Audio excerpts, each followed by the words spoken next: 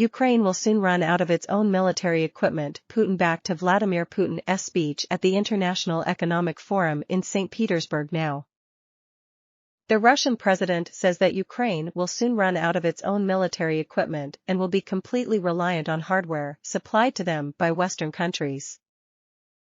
He also claims that Ukraine hasn't made any progress in its counter-offensive and says the country had no chance against Russia's army. Putin says Western sanctions have failed to isolate Russia more now from Russian President Vladimir Putin. He has been speaking about the impact of Western sanctions on his country's economy. Many Western states including the US, Canada, the UK and the EU slapped asset freezes and travel bans on Russian individuals and clamped down on trade with Russia after it invaded Ukraine. Well, Putin has told the gathering sanctions on Russia had failed to isolate it and instead led to an expansion in its trade with the markets of the future.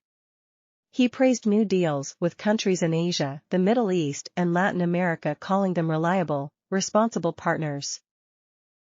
Calling them the markets of the future, he took aim at Western countries, saying neo-colonial international system has ceased. Swedish membership would enhance NATO capabilities. After giving an address at a NATO meeting in Brussels, U.S. Defense Secretary Lloyd Austin is asked how Swedish membership would improve the defense alliance.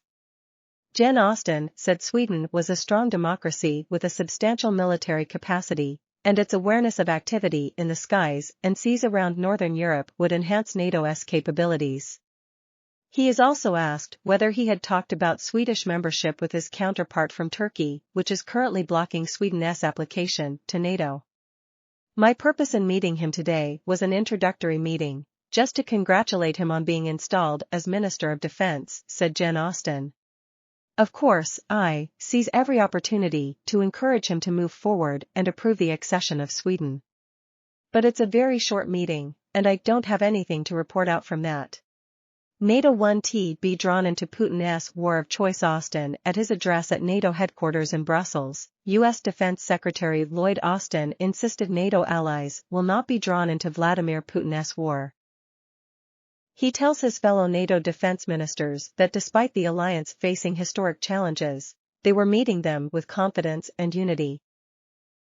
But make no mistake, he went on, NATO will not be drawn into Putin's war of choice. But we will strengthen NATO's defense and deterrence.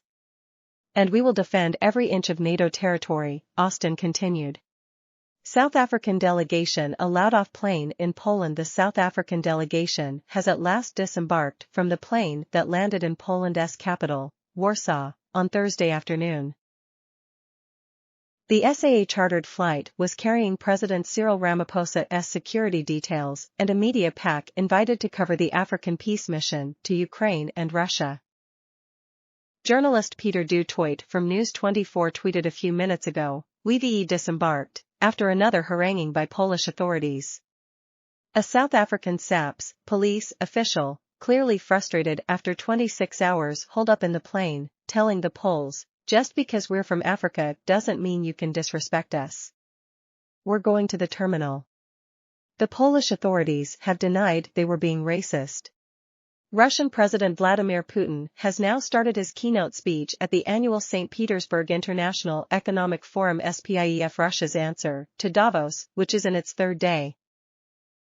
The four-day event promises panel events as varied as they are numerous. But in between debates over Arctic tourism and Russia's emerging social media influencers, the word war fails to appear on the agenda. The specter of the Russia-Ukraine conflict looms large over the forum, however, mainly as a result of many notable absentees. This year, there is no representation from Europe or the United States.